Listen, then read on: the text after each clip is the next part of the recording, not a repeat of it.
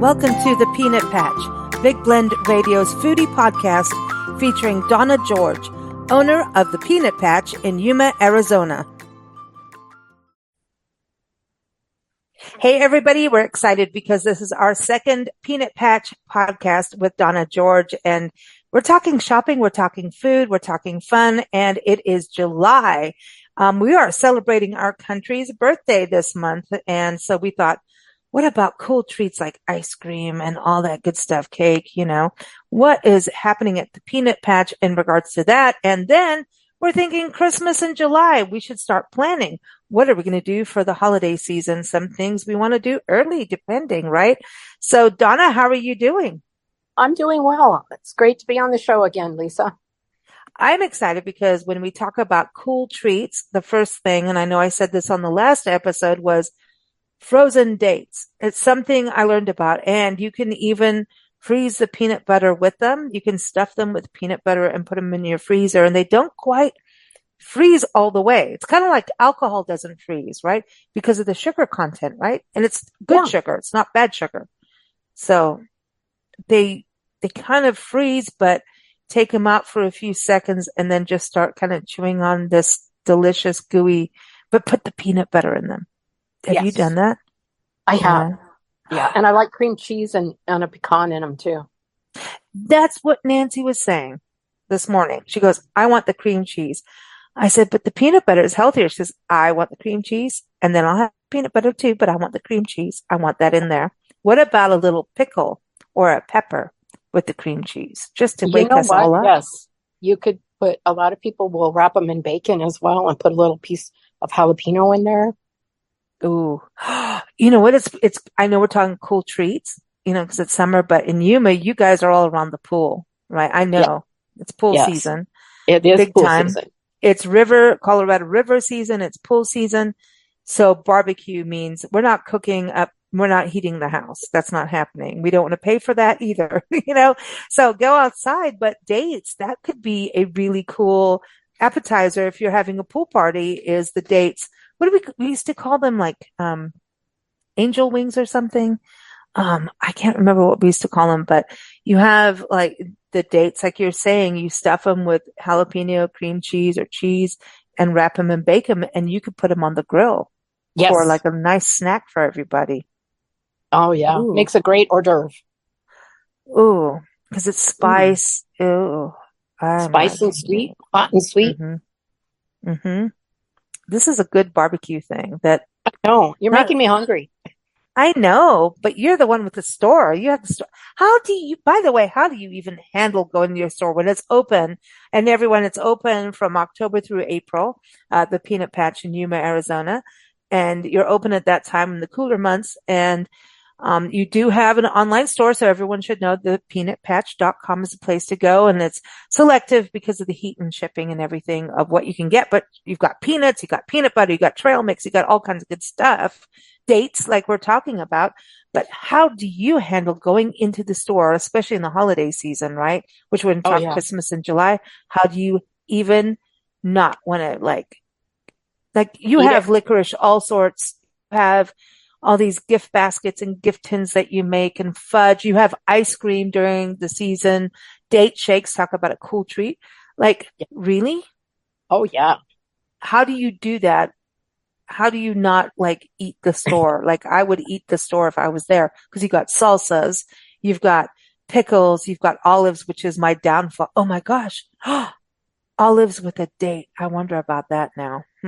I don't know. We'll have to try it. I don't know, but those would be a good side too, right? Dates, and then olives, like a Mediterranean kind of Middle Eastern feast, stuffed dates, stuffed olives, a little salsa for the barbecue side, the appetizer. Yeah. I think the appetizers are more fun than the actual meal, personally. Yes. And you know what else, Lisa? Maybe if you're having a martini, we have the pickled green beans and the pickled asparagus. I've heard those. I don't drink martinis, but I've heard they go great in a martini. Oh, I think I better order some because I haven't had a martini in years, but I'll do it. Yeah. You just gave me a good excuse. That sounds good. Okay. Oh, do you have in the olives, you have the stuffed olives too. And that's a whole thing too. That could change your martini. I bet. Hmm. I wonder how garlic and martini taste because we have garlic stuffed ones. You know what? Here, that is, you've got me at my weak point. Anything garlic Yes. is good Oh, for yeah. me. You know that me and licorice, it's the same thing with garlic. It's, Okay. yeah, I'm a garlic girl. And I'm just warding off evil spirits my whole life. And that's why I don't date anymore. So maybe like the garlic thing has to do with it. I don't know. But it's like I'm not getting a boyfriend anymore because I eat so much garlic. Okay. I'm just saying, not to get personal. I'm just saying, but it's funny. But I mean, garlic and olives and a martini. Ooh, I now think that would be, yeah, I think that would I didn't go know our well. cool treats were going to go into cocktails, but why not? Oh, Like, sorry. I didn't. Yeah. Well, and you don't what drink we talk martinis. food. That's funny. That's No, but funny. But, oh, now what about, would you do like a ice cream float, like a root beer float or something like that? um, no, not at the store, but I would at home front with my Ah, ice cream. yeah. So the ice cream starts in October, right? And Oh, by the yeah. way, everyone in Yuma in that time of year, it's the sunniest place on earth. Ice cream goes year round. You have a few cold days, a few cold spells, but like, that's the agricultural season. It's such an exciting time to be in Yuma because everything's starting to grow. All the greens are growing, and that's part of the history of the peanut patch too, is the It agriculture. is. Yeah, Yeah. big And time. so it's cool to see everything green up at that time. I love the summer though.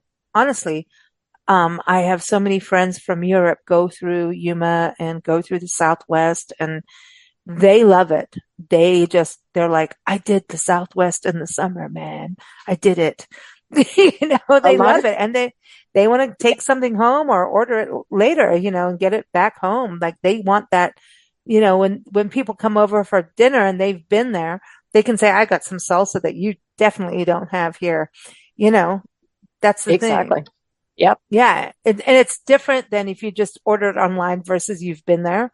Like, you know what I mean? If someone's been to Yuma from another country and they order from you or they get it and they ship it home or however, and you've got a post office in the store when someone comes to you, right? So you can ship Yes. things and all of that, but they or take it with them on the flight, however they do it, Majul dates, you name it. It's like they have a dinner party or a party and they're like, I was there. It's different than just going to your grocery store. You know what I mean? You got bragging rights. I'm just I saying. do. I do. And Lisa, guess what? We figured out the best of our knowledge. We are the oldest retail store in Yuma.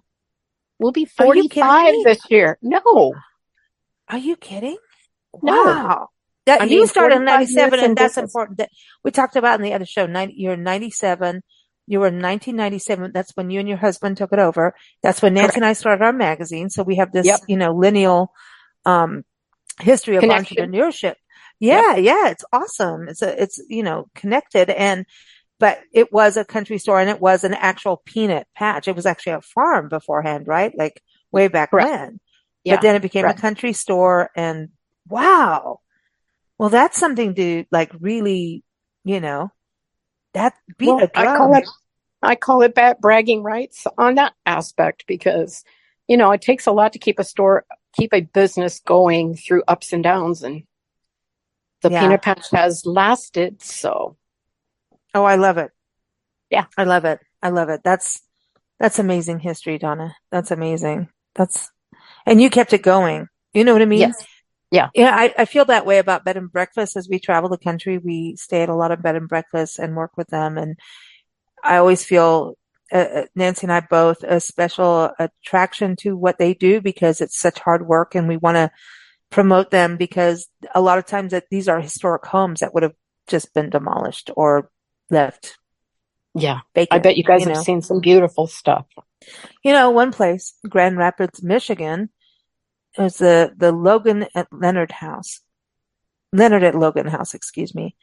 And this is an old brownstone, and I didn't know what a brownstone was until we went there. I had no clue until you get on the road. And the person who owned this house in the beginning and built it, he made some money. And why? I mean, you've got to think the Midwest was big in the Industrial Revolution. Like if you think about Erie, Pennsylvania, and then you start going south and west, east, Yeah. excuse me. So the Midwest, yeah, both actually. Yeah. It's like this area was the Industrial Revolution. This is where cast iron was being made and all of this, but Automotive, they had automobiles. Detroit, yep, Yeah. cars, all of it, Detroit, you name it. And they this bed and breakfast had a refrigerator, and the guy was in the refrigerator industry, which was new. Think about what refrigerators were. And in the desert where you are, that's some crazy stuff. How you guys had ice boxes and they managed to keep things cool back in the day. And like if you go to local museums in Yuma, you'll learn about it. It's insane, but it worked. Um, but his wife kept complaining, how we all do really well at, telling husbands like, this ain't working. She was complaining about her refrigerator. Like if somebody spilt something, in other words, him in the refrigerator, she couldn't really clean it off because it would freeze. And he was the one who came up with us having, this slick inside way of being able, it's like poly whatever it is on the fridge. Don't ask me about it. But the inside of our fridges are not metal anymore, right? Correct. Because if it was cold, you couldn't really clean it up. Now we have that nice plasticky kind of interior, and that is all due to his wife and him, and that they saved that Wow. house. They Oh my saved that gosh. house. And so when I think about small business, I think it's about these stories, and the peanut patch, you guys have a legacy there. Yes. You really Yeah. do. And you keep the legacy of the peanut going, that I think is important because it's part of the agricultural makeup of Yuma, even though people are not farming peanuts anymore, but it was part of the makeup and it shouldn't be forgotten. That's what I Correct. think too. Oh, And George I agree. Washington Carver, right? I've Oh done yeah. so much research on him. We've done shows on him. I think he's he's an American hero, George He is Washington Carver. brilliant, brilliant man. Have you been to his national park unit, his monument in Missouri? It's I an have not. independent. We both have to go. We need to Yes. We need road to trip. meet there. Okay, You're on the east, I'm on the west right now. We can meet in the middle. get going. We're going to Missouri in a few days. Oh, So, in cool. fact, I think as this airs, we're in Missouri. So we better get our butts there. Yeah, George Washington Carver, it's interesting because you talked about cars in Detroit. He was friends with Henry Ford, I do. which, He's the one which that got the paint. He's the one that invented the paint that would stick to the cars. oh my gosh, look at this. It's just like the refrigerator. This is crazy. Exactly. Yeah. We went a rabbit holing down on this I show know we're today. kind of way off, but that's But it's okay. exciting. But We're that's sharing American fun history. stuff. That's Yeah. Yeah. American history, and Ford and him, and people got like a little bit like, it was controversial at the time, right? About their unification as friends and business people and from different political parties and, races. Like everybody had a little like, but they broke barriers by They being did. friends and doing things. And I think that's important. And George Washington Carver made people realize you can have one thing in your hand and it's got a whole bunch of other ways you can use it. Not just the peanut, but everything. Whatever you have in your hands, don't just look at it as one thing, That's why Oh we're the yeah. blend. We can't stick There to you one go. topic. I See? can see that. Well, you know that, right? I mean, when Yes. we met you, we were a print magazine covering the desert Southwest, and now look what's happening. We're podcasting together. It's I kind of know. crazy, isn't it? It Think is about kind it. of Remember crazy. the first time I came to see you, I got lost and I was trying to call you from a payphone somewhere because we didn't even have cell phones back then. Think about that. Some of us had them, but it wasn't quite there yet. And I Correct. was calling you from a payphone. Think I'm trying about to think where that. there would have been a payphone, but that's kind of cute. Yeah. I was, where was I? I was off near a farmland thing. I went the wrong way. Oh, I Well, bet you went down toward Avenue B here in that's Yuma, you know exactly down in what the I did. valley. Yep, I I bet. did. And I was like, because yeah.